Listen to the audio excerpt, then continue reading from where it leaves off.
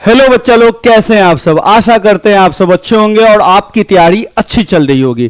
तो आपकी तैयारी अगर अच्छी है तो साइंस का आज हम टेस्ट लेने वाले हैं। 30 ऑब्जेक्टिव क्वेश्चन है जिसका आप लोग जवाब दीजिए। अगर 30 ऑब्जेक्टिव क्वेश्चन में अगर आपके 25 से ज्यादा सही जवाब होते हैं तो इसका मतलब आपकी तैयारी अच्छी है। अगर उससे कम जवाब सही होता है तो और भी आपको मेहनत करने का जरूरत है। तो शुरू से अंत तक टेस्ट दीजिए और लास्ट में कमेंट करके हमें जरूर बताइएगा कि भैया मेरा इतना स्कोर बना। तो चलिए बाबू लोग, बिना देरी के शुरू करते हैं साइंस का पहला टेस्ट।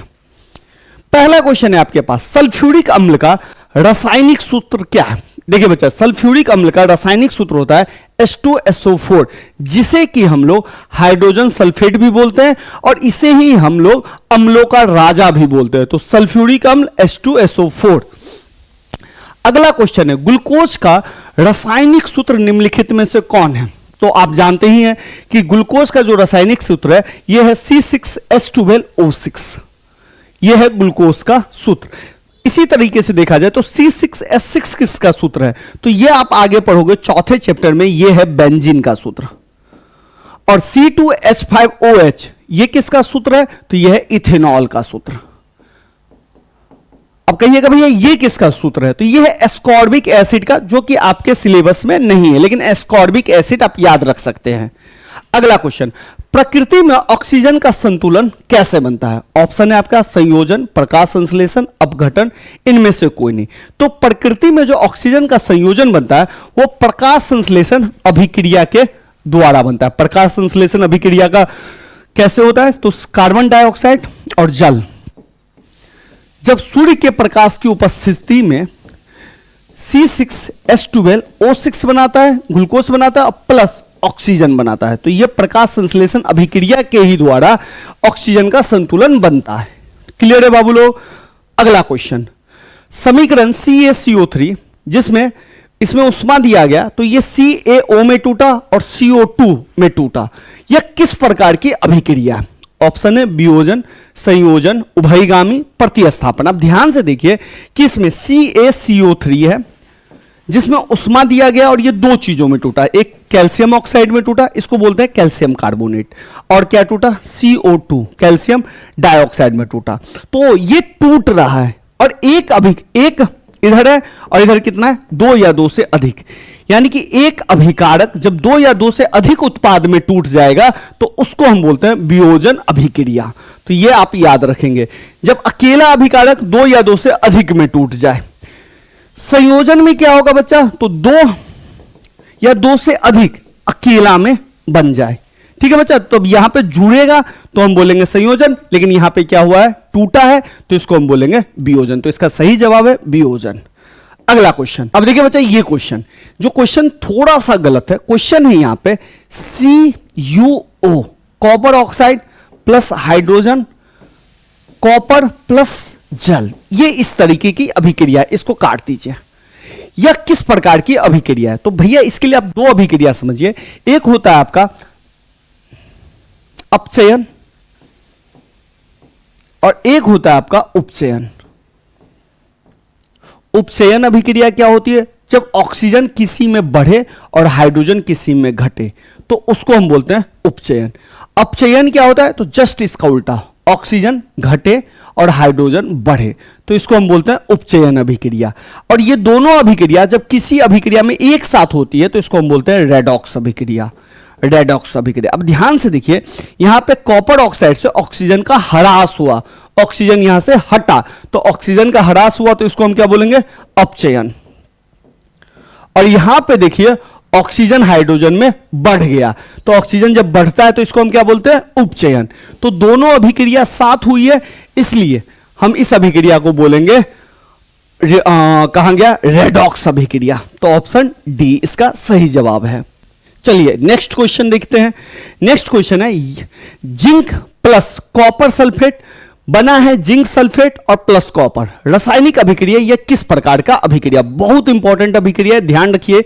यहां पे ध्यान से देखिए अभिक्रिया को, तो यहां पे देखिएगा कि जिंक जो है कॉपर के जगह को हटा के खुद यहां पे बैठ जाता है। यानी कि जो जिंक है वो कॉपर सल्फेट को से यहां पे जो कॉपर है इसको हटा दिया और जिंक खुद यहां पे बैठ गया, तो बन गया क्या, जिंक सल्फेट। कॉपर को यहां से हटाया तो कॉपर अकेला हो गया।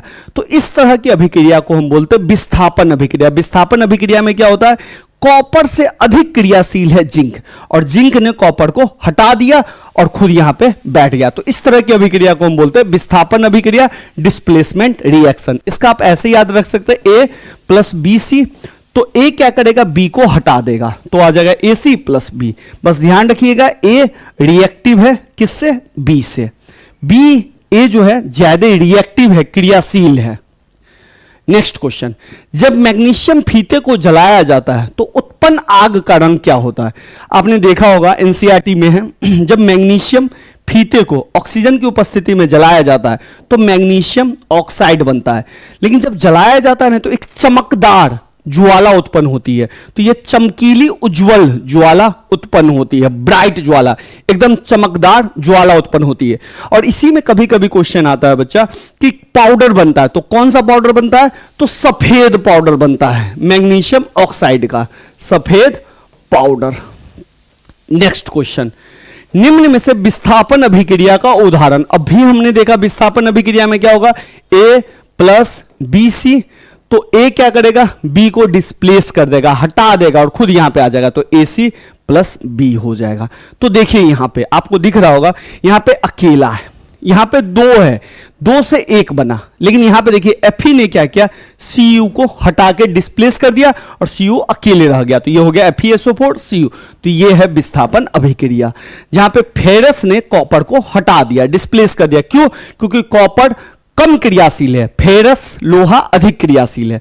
अब देखिए ये अभिक्रिया क्या है, तो ध्यान से देखिए, ये अकेला अभिकारक है जो दो या दो से अधिक में टूट गया। तो जब इस तरह की अभिक्रिया होती है तो इसको हम बोलते हैं वियोजन अभिक्रिया।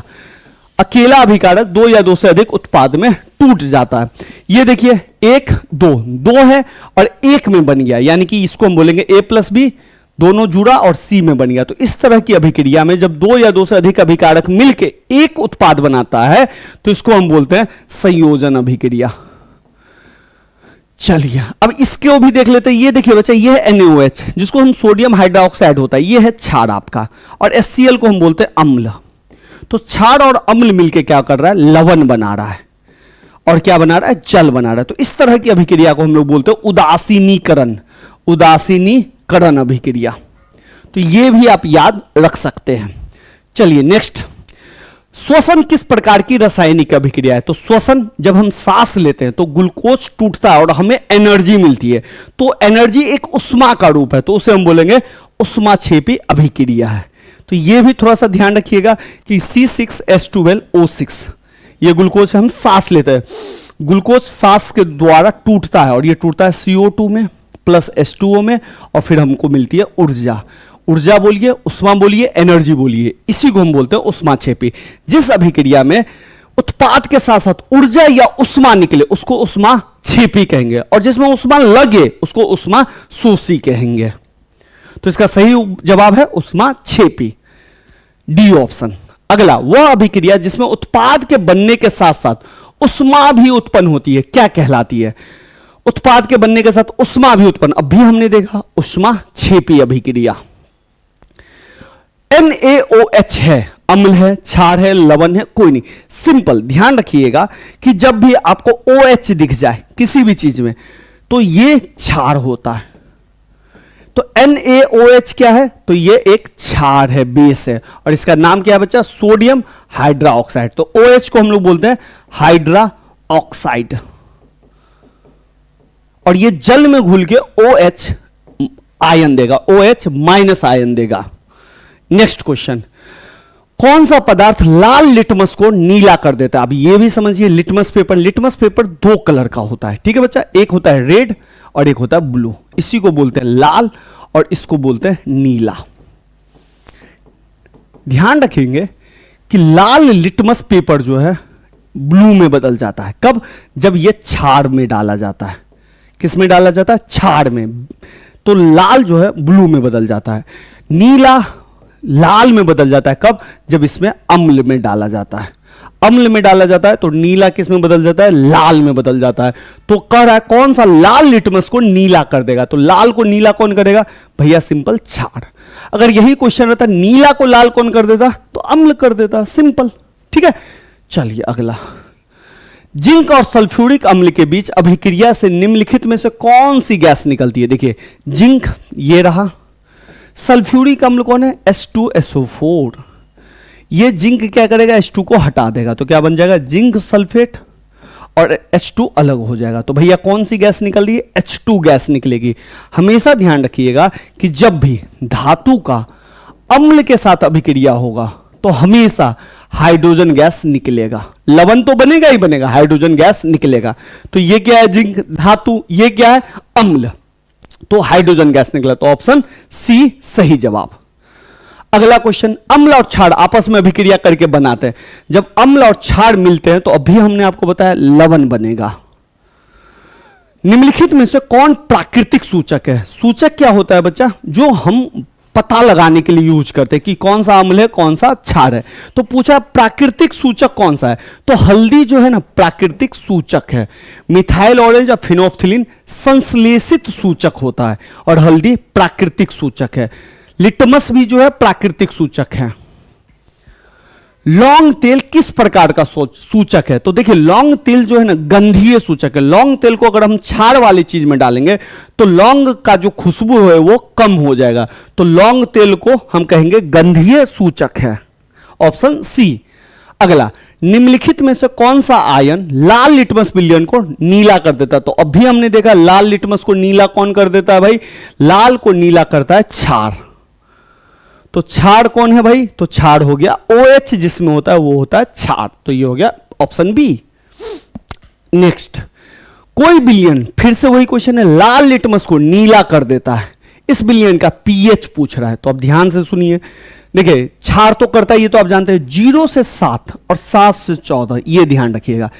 7 से नीचे जो होगा वो होता है अम्ल और 7 से ऊपर जो होगा वो क्षार होगा। तो भैया सिंपल है, आप सोचिए लिटमस को, लाल लिटमस को नीला कौन करेगा, क्षार, तो उसका pH क्या होगा, 7 से ऊपर होगा, तो भैया सिंपल 7 से अधिक, ऑप्शन बी। अगला क्वेश्चन, टार्टरिक अम्ल निम्नलिखित में से किस में पाया जाता है, टमाटर, संतरा, सिरका, इमली। तो टार्टरिक अम्ल जो है ये आपके इमली में पाया जाता है, तो ध्यान रखिएगा बहुत इंपॉर्टेंट है इमली में। अगला, मधुमक्खी का डंक एक अम्ल छोड़ता है जिसके कारण दर्द और जलन का अनुभव होता है, वह अम्ल कौन सा है। ऑप्शन है मेथेनोइक, इथेनोइक, सिट्रिक, ऑक्जेलिक अम्ल। तो यह ध्यान रखिएगा कि मेथेनोइक अम्ल जो है यह छोड़ता है, और मेथेनोइक अम्ल का जो फॉर्मूला होता है HCOOH होता है। यह भी थोड़ा सा ध्यान रखिएगा, बहुत इंपॉर्टेंट फॉर्मूला है, एग्जाम में बराबर पूछा जाता है। निम्नलिखित में किसके कारण अम्ल वर्षा होती है। अम्ल वर्षा एसिड रेन कहते हैं, जब बारिश का जो pH है 5.6 से कम हो जाता है तो उसे हम बोलते हैं अम्ल वर्षा। तो अम्ल वर्षा होती है सल्फर डाइऑक्साइड के कारण, कोयला को जलाने से सल्फर गैस भी निकलती है। किसी भी उदासीन विलयन का pH क्या होता है, तो भैया जो 7 से कम होगा उसको हम क्या बोलेंगे, अम्ल है, अम्लीय है। जो 7 से ऊपर होगा वो क्या होगा, क्षारीय हो जाएगा। तो भैया सिंपल 7 वाला कौन होगा, तो 7 ही उदासीन होगा, उदासीन। तो 7 हो गया उदासीन, ऑप्शन बी। कभी कभी डायरेक्ट क्वेश्चन पूछा जाता है कि शुद्ध जल का pH कितना है, तो वो भी 7 होगा। नेक्स्ट क्वेश्चन, सोडियम कार्बोनेट का अणुसूत्र। तो नाम देखिए सोडियम, सोडियम है Na, कार्बोनेट, कार्बोनेट को बोलते हैं CO3, तो इसका सही सूत्र है ये Na2CO3। किसी को गर्म करने पे प्लास्टर ऑफ पेरिस प्राप्त किया जाता है, यहां पे सब्सटेंस होना चाहिए था, सब्सटेंस, लेकिन यहां पे आ गया कुछ और। तो किसको गर्म करने से प्लास्टर ऑफ पेरिस मिलता है, तो सिंपल है बच्चा, जिप्सम CaSO4 इंटू 2H2O को जब हम गर्म करते हैं, ठीक है, तब हमको मिलता है CaSO4 इंटू हाफ H2O, और इसी को हम लोग बोलते हैं बाबू प्लास्टर ऑफ पेरिस, POP, और इसको हम बोलते हैं जिप्सम। क्लियर है, तो ध्यान रखेंगे ऑप्शन बी आपका जिप्सम। विरंजक चूर्ण का रासायनिक सूत्र क्या है? तो विरंजक चूर्ण का इसमें से रासायनिक सूत्र है होता है आपका CaOCl2। इसको बोलते हैं हम कैल्शियम हाइड्रोक्साइड, इसको बोलते हैं कैल्शियम कार्बोनेट, इसको बोलते हैं कैल्शियम हाइड्रोजन कार्बोनेट। तो इसका सही उत्तर है ऑप्शन बी। विरंजक चूर्ण कलर को साफ करने के लिए, पानी को साफ करने के लिए, बैक्टीरिया को मारने के लिए यूज किया जाता है। बेकिंग सोडा का मिश्रण है, तो भैया बेकिंग सोडा जो है, बेकिंग पाउडर या बेकिंग सोडा का जो मिश्रण है वो होता है बेकिंग NaSCO3 और टार्टरिक अम्ल। इस दोनों को जब हम मिलाते हैं तो हमारा बेकिंग पाउडर या बेकिंग सोडा मिलता है। NaSCO3 को हम सोडियम हाइड्रोजन कार्बोनेट भी कहते हैं। टार्टरिक अम्ल इमली में भी रहता है। शल्य चिकित्सा में टूटी हड्डियों को जोड़ने के लिए प्रयुक्त होने वाला रासायनिक पदार्थ क्या होता है? जब हम ऑपरेशन करते हैं, हड्डी उड्डी टूट जाता है, तो हम किसका प्रयोग करते हैं? तो सिंपल है भैया, प्लास्टर ऑफ पेरिस का हम प्रयोग करते हैं, प्लास्टर ऑफ पेरिस का।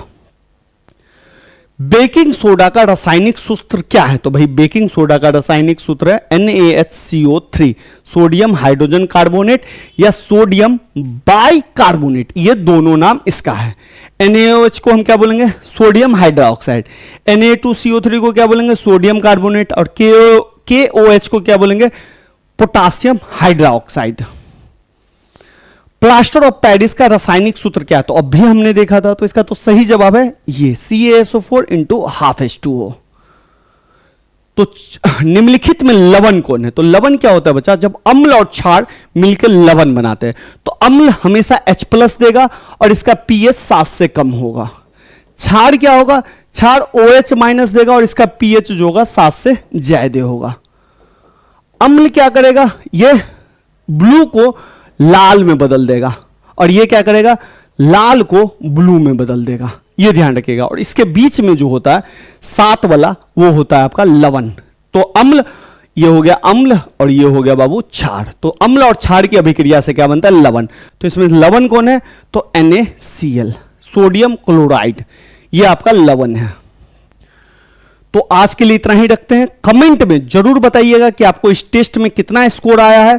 अगर आप लोग यहां तक रुके हैं तो चैनल को जरूर सब्सक्राइब कीजिएगा और इसका PDF चाहिए तो टेलीग्राम चैनल पे आप PDF ले सकते हैं। अगर आपको कोई भी क्वेरी है तो इंस्टाग्राम पे आप मुझे मैसेज कर सकते हैं। तो आज के लिए इतना ही रखते हैं। साइंस का सेकंड टेस्ट बहुत जल्द आएगा। सेकंड टेस्ट के लिए आप चैनल से जुड़ सकते हैं।